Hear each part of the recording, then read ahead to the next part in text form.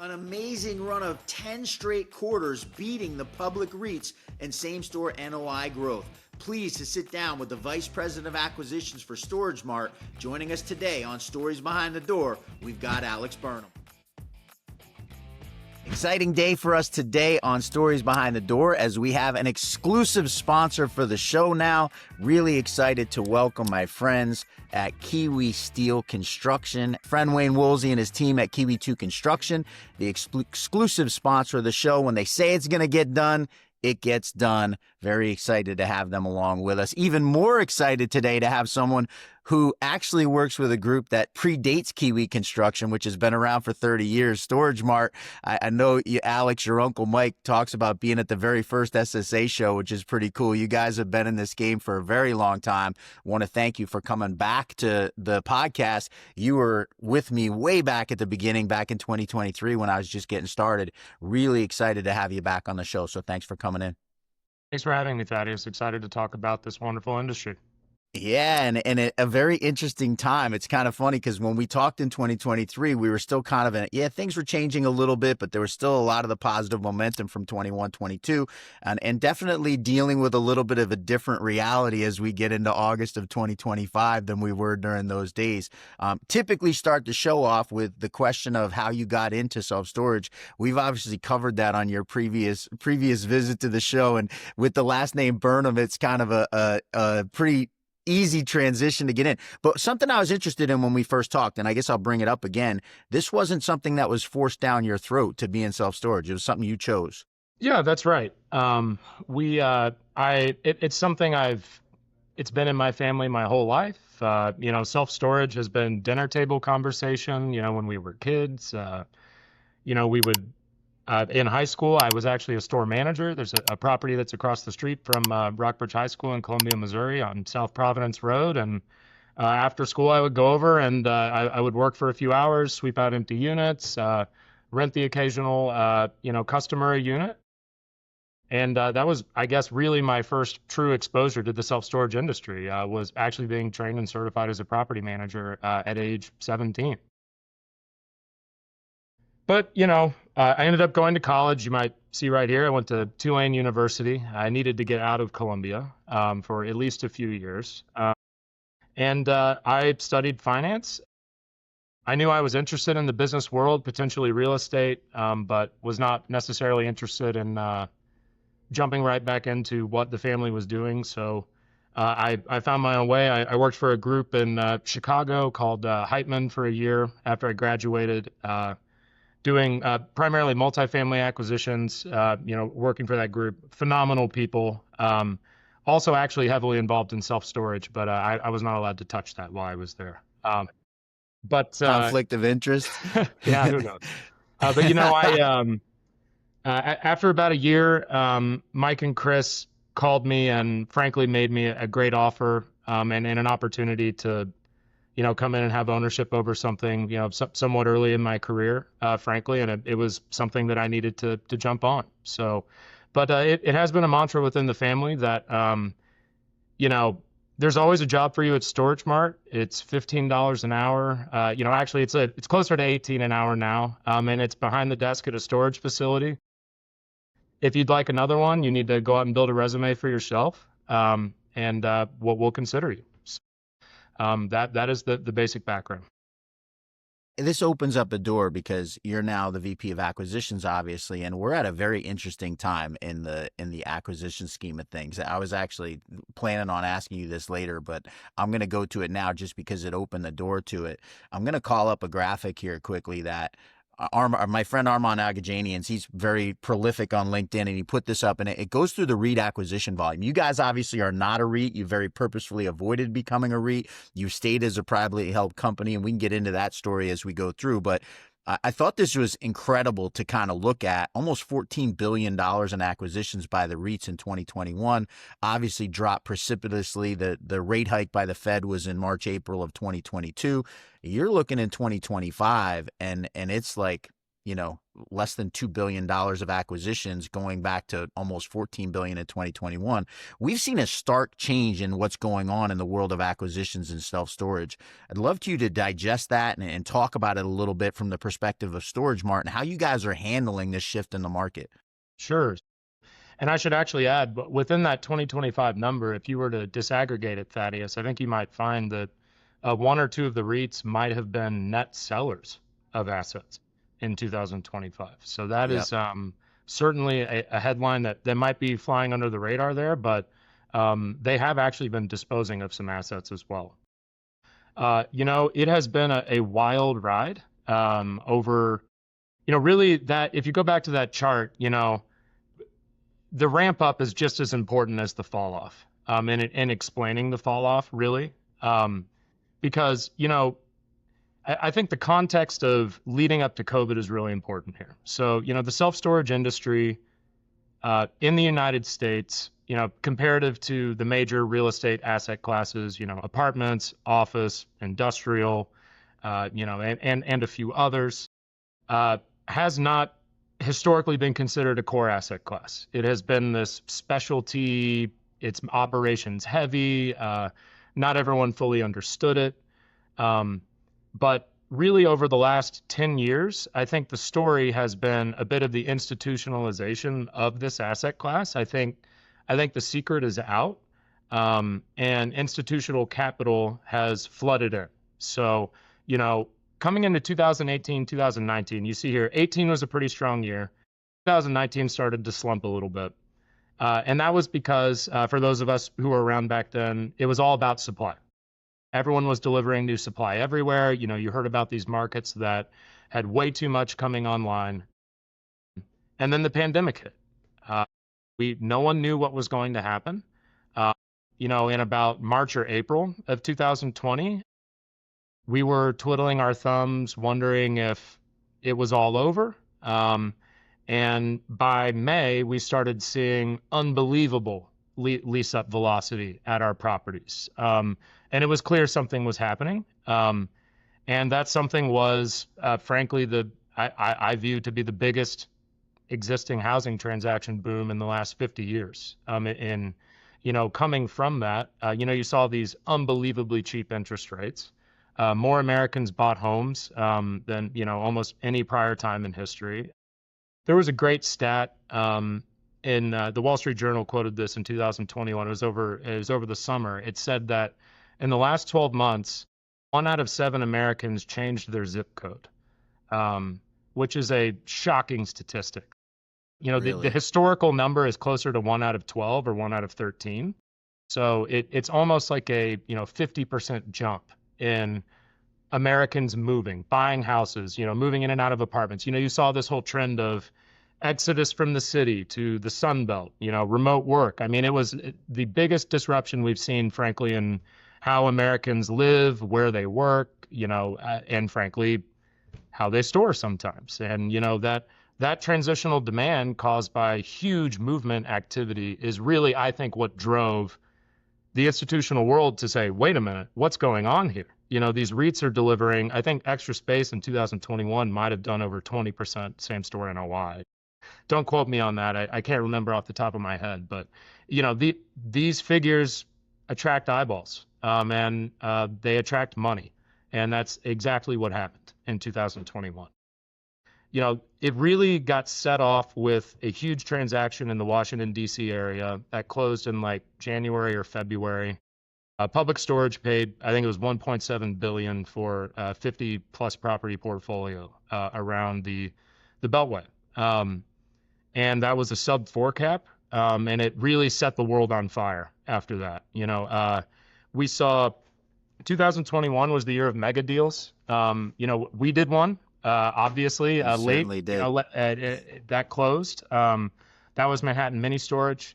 But in addition to that, there was a huge portfolio in Los Angeles. There was a huge one in Dallas. Both of them had over $1 billion handles on those purchase prices. And the buyers were all REITs or us. So, it was a huge consolidation that occurred that year. But what also occurred was development. So, in 2019, I think everyone had started to cool down a little bit on putting new shovels in the ground, thinking we need to absorb a lot of this new supply. It got absorbed through 2021 through what in retrospect was probably a one-time boom in transition by Americans. And now that it's cooled, we're seeing the after effects of that. So, there have been some big companies that are cutting asking rates nationwide over the last 2 years. There's a lot of people who have theories as to why. But I think, frankly, a lot of the reason is organic demand is soft. And we're all competing for less.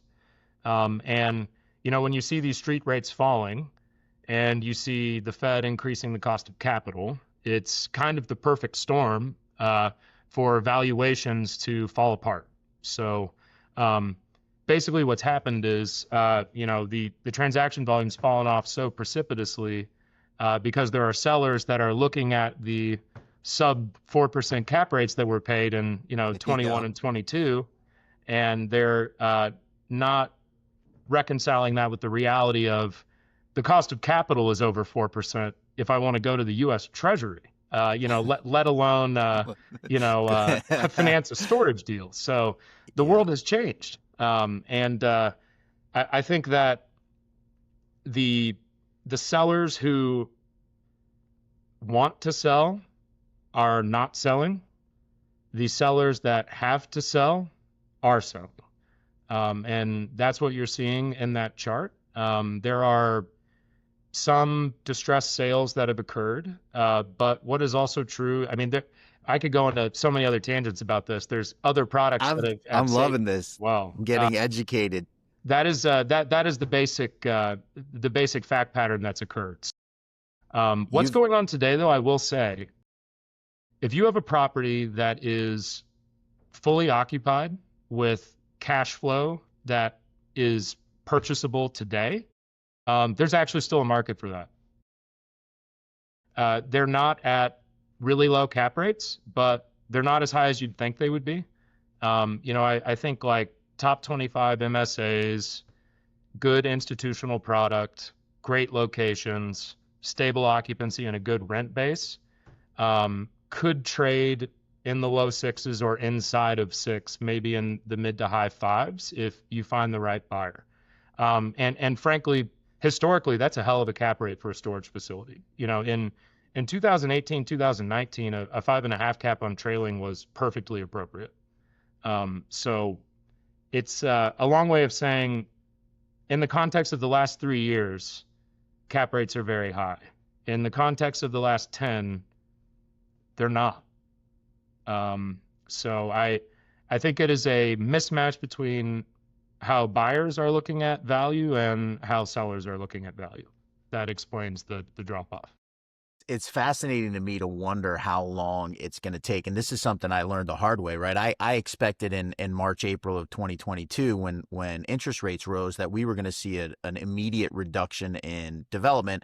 I wasn't as familiar with the length of time that a development actually takes from beginning to end at the time. But, interestingly enough, 2023 was the biggest year of deliveries ever. If you go to Radius Plus and look at their data, and 2024 was second, slightly beating 2019. So the idea that the interest rates made an instant effect, definitely not. Fast forward to 2025, we're looking at under 600 new development deliveries, which is a staggering drop. Yeah. My question for you, and I'm going to bring something up, and kudos, by the way. I was at the New York SSA Investment Forum. For my money, the best thing that I've ever gone to as a show. I've never been to the ski summit, so I'll have to get there sometime and compare to that. And I've never been to Napa. Those are the other two that I hear people say are sort of things one. You should be at. I'd recommend a reason to have a business trip to Napa is never yeah, a good tough. Barry Sherman, if you're listening, Napa on the calendar. No, you were at the SSA event in New York, January 2024, and you delivered the keynote there. And kudos, because it opened my eyes. The level of detail that you went into in examining the market was mind blowing to me. I'm not a finance guy. I have a history and English degree and a broadcast journalism degree. So for me to see the level of detail that you went into, and specifically where I really was interested is you were looking at the housing market and the apartment market, and just dove in. So I'm bringing that back up as context as we fast forward now, August, now, 18, 19 months later. Are we seeing any light at the end of the tunnel with what's going on in the housing market? It is, if you look at trailing data, no. I think if you watch CNBC, depends on who's on, right? I mean, there's a lot of debate. Yeah, I don't want to wade into politics on this call, but the White House appears to be interested in changing leadership at the Federal Reserve based on everything they're signaling. Whether or not they're successful in doing that or what that actually ends up practically meaning, I view that being a wild card to this. So I mean, if Powell survives, it feels like the market has baked in 25 to 50 basis points of cut by the end of the year. Maybe more. I've talked to a few people recently that are talking about maybe the first one is a jumbo cut. I think the market's divided on that. I think the question becomes how do longer term treasuries react? Because I think the mortgages are not based on the current federal funds rate. They're they're priced off of 10-year treasuries. And the last time that I guess it was last year we saw a rate cut, you actually saw the 10-year balloon, and it was volatility that actually increased the overall cost of a 30-year mortgage and made housing less affordable. So it was kind of this counterintuitive effect that occurred. So if the result of future cuts later this year, assuming they materialize, is more volatility, I think it's bad news for the housing market. If the reaction is to the opposite, it's very good news. So the jury is out. But I think it's a very interesting time to be thinking and talking about it. So I love that you brought that up, because it was staggering to me what happened when they did the rate cut, and interestingly enough, all the home builders, when they did the rate cut, their stocks prices dropped dramatically. And I think because of what you said, the treasuries went up, right? And so the housing, home builders are making their living off of people being able to get mortgages. So when mortgage rates go up, that's a fantastic question to ponder. Is the market going to think a rate cut is a positive or a negative, and how does that affect the treasuries? It may not necessarily be something we want to see. For us in storage, of course, the housing market movement always been a great indicator of what occupancy is going to look like and what leasing velocity is going to look like. Well, I'm going to transition. Go ahead. Cap rates are also priced relative to the 10-year. I mean, relative to the 10-year treasury. It's not the federal funds rate. So, you look at historical spreads and it's bad news for values as well. I do think it's interesting. I'm 51 years old. I bought my first house in 2003, and my interest rate was 5.625 on an FHA, which was the lowest it had ever been the day I locked it in. It had never been below that. So listen, I think I haven't looked in the last couple of weeks, but the last time I looked, mortgage rates were just under 7. It's not like historically, going back to your point earlier about cap rates trading and storage, it's not like historically we're ridiculously high in what it costs. I think my dad, when he bought his house in 1973 or 74, was at 16%. So it's not like a historical context. We're at a terrible place for interest rates. Does messing with the Fed rate end up causing more damage than it does good is a question to be contemplated. It's tough. And I think the other side of the coin is the price of the home, right? I mean, the interest rate is part of it, right? And I talk to Mike and Chris all the time, and they're like, Mike in the 70s bought a home with a 20%, mortgage, right? But as a percent of his take-home income, the ratio was probably not different comparative to your 5.6% mortgage that you took out, in the early 2000s or late 90s. The whole point is, it's a measure of how affordable it is, right? So 100%. I I don't want to be fear mongering or anything here, but the other side of the equation could be falling home prices to solve for this Agree 100%. affordability crunch. That I think spells much worse negative headlines for the U.S. economy. If you start to see that occur, we can look to the Great Recession of 15 years ago as proof of that. Um, who knows? No one should be rooting for home prices to come down. We should be rooting for interest rates to come down, and that's I think my overall view on it. Yeah, listen, at the end of the day, the bank approves you your mortgage based on what they think you can afford, right? And so as interest rate drops, they're not going to drop what you're allowed to get for a monthly payment. They're going to just make you able to buy a higher priced home. And so, unfortunately, I tend to believe what you're saying is a strong possibility moving forward. Let's not go down that road. But Although what I you want to, mentioned the home builders, and I think I have an interesting data point to share for you here. And yeah, for I sure. was meeting with it. One of the great things about the industry, you mentioned these events, right? We get to go to these events. We're in Chicago, we're in New York, LA, wherever we are. We all get together and we share ideas. And I come away with something every time that pays for my trip. And the one I did in June, when we were in Chicago for the Great Lakes meeting, I was talking to an operator, and they had been studying their submarkets, and they had taken an interesting view on the housing market and said, let's go a step deeper. Uh, in the submarkets where new home deliveries are a higher percent of inventory compared to existing home sales, their occupancies were higher and their move-ins were more accelerated.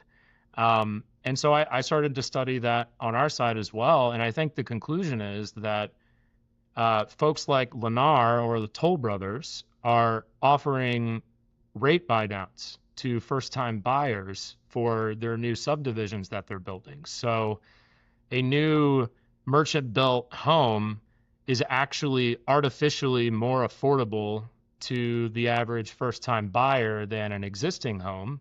And we're seeing more movement and storage rentals in those specific submarkets. So it's just another data point that it continues to, I think, tell the same story that Americans are desperate to buy homes. They really want to do it. As soon as some degree of affordability comes into this, they start to do it, and then we see it show up in our demand in those stores that housing is actually somewhat healthy.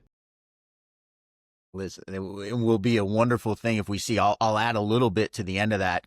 Chris Berg, who I do the self-storage report with live every Thursday at 1, shameless plug there. We dive into that a lot, into what's going on with the home builders, and almost all the major home builders, KB and DR Horton, they've announced that they're going to start building smaller homes in an effort to try and create affordability there. But to your point, that But that's a there's tailwind for self-storage too. big So time we think is a positive for the long-term outlook of storage. Who knows what the next year and a half, 2 years might be like if home prices start crashing. That may not be what we'd like to see, but long-term, any advance in the affordability of homes is a positive for self-storage, right? well, I just hope that the smaller home has a one-car garage instead of a two-car garage. How about no Um, garage? We'll take you zero know, garage, right? it's a Nice funny thing. driveway, no garage. I think if you were to survey the average American and ask them how many of you actually park your car in your garage, and how many of you are using it as a storage unit, I think the number might shock you. So, when Yeah. these new home builders are delivering smaller houses, that's great for us. They're shrinking closets. They're eliminating, the sizes of other rooms in their homes. They're not building basements. Those are tailwinds from a systemic level for self-storage. I live in a house that was completed in March of 2024. The garage door is about 9 feet wide. Getting my car into it would be a challenge. Right. You got to be very careful, and it's currently being used as a storage unit, but it's not very big, so I still need storage outside of it. Which, by the way, transitions to another thing. I can literally go on my porch and look at a StorageMart, which is pretty cool because when I moved into this house, it was not a StorageMart, it was a Devon self-storage.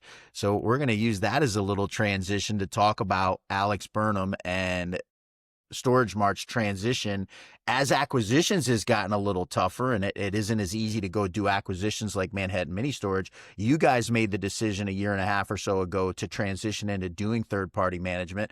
I want to ask you what brought that on, and what the results have been like for you guys in that endeavor.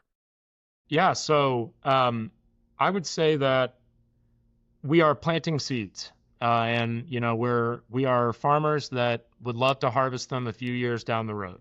And the third-party management business, if you talk to the REITs, and I guess I should mention we are a private REIT for what it's worth on a structure perspective. But when I refer to the REITs, it's the public companies. I mean, they're all going to say a similar thing. The third-party management program is a pipeline for off-market acquisitions down the road.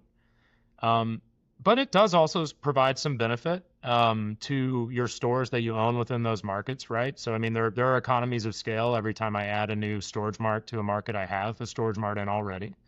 And that's been great. But, the third-party management trajectory for us has actually been really hot recently. So, we spent the first year getting the word out. It's a bit of a longer development cycle as you're starting that business.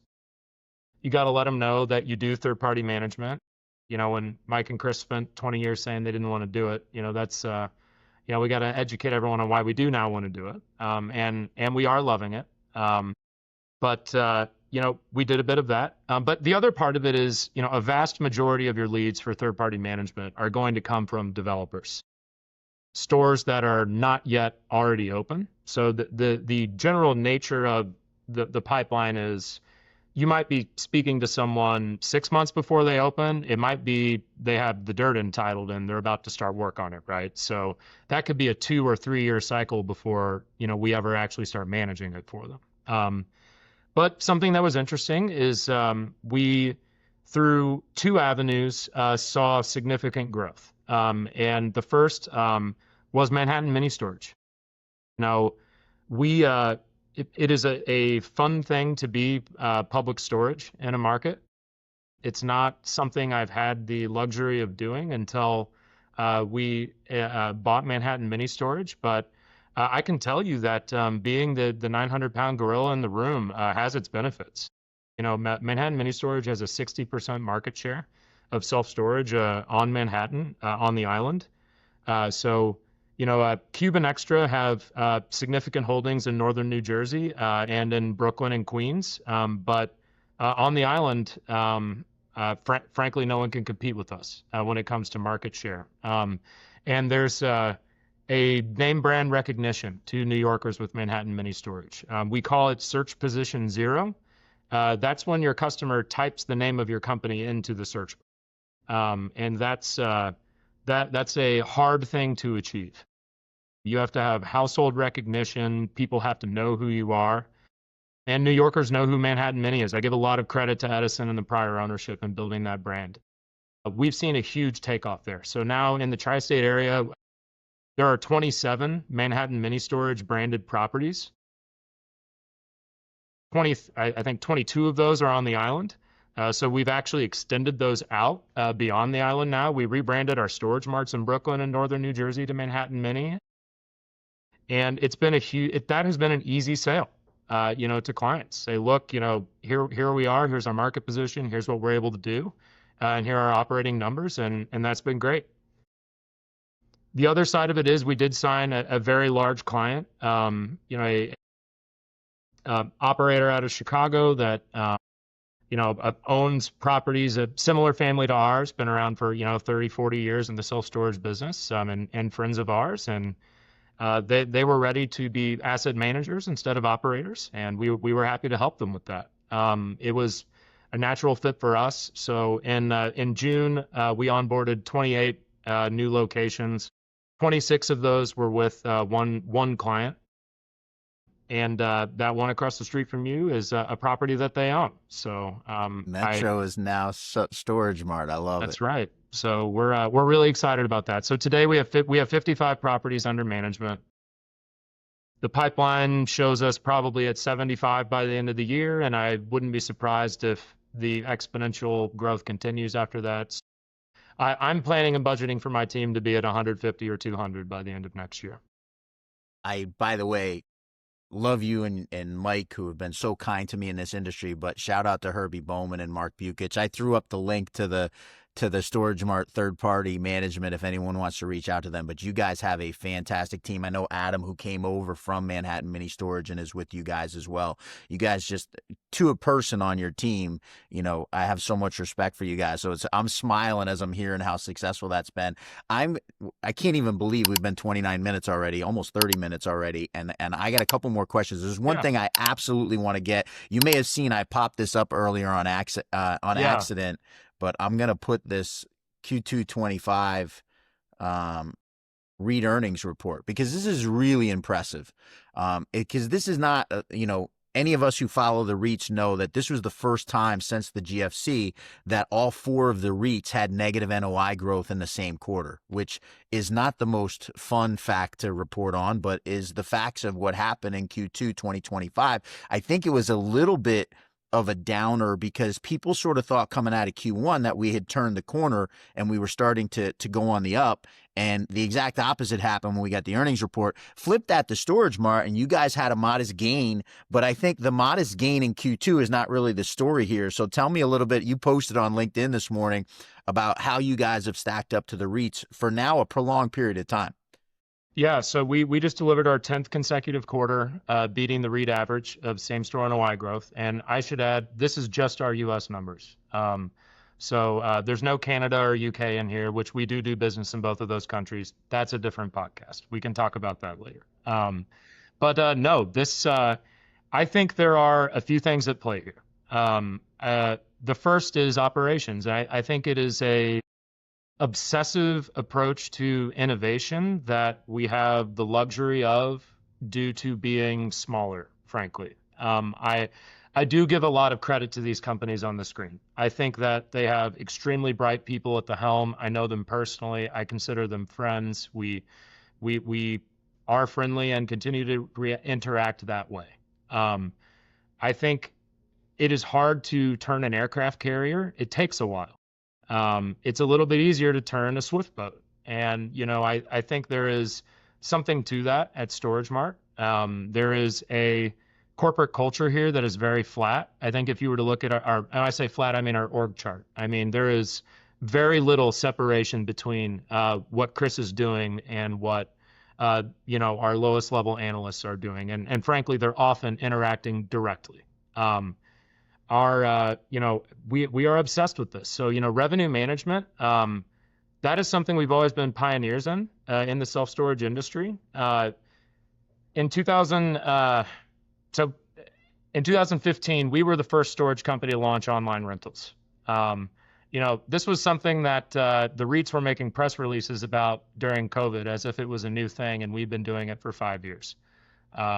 We implement revenue management upgrade systems. We are absolutely obsessive about, there are so many policies that you can implement that, frankly, if you are so big, you don't have the luxury of not taking a one-size-fits-all approach, because you have issues like, how do I train 3,000 location store staff how to execute on this?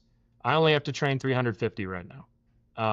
How do I go through and implement a program and track it appropriately, at a high level? Like you see a normal distribution and you think, I know most of my facilities are going to operate within this 95%, but I have facilities on the fringe that, you see these headlines in here. There's a couple properties I've got that did 30% NOI growth, in Q2.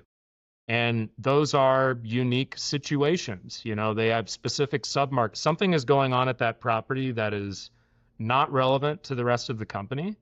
And being able to devote resources to studying something like that and saying, hey, what can we take away from this and then apply to the rest of the company?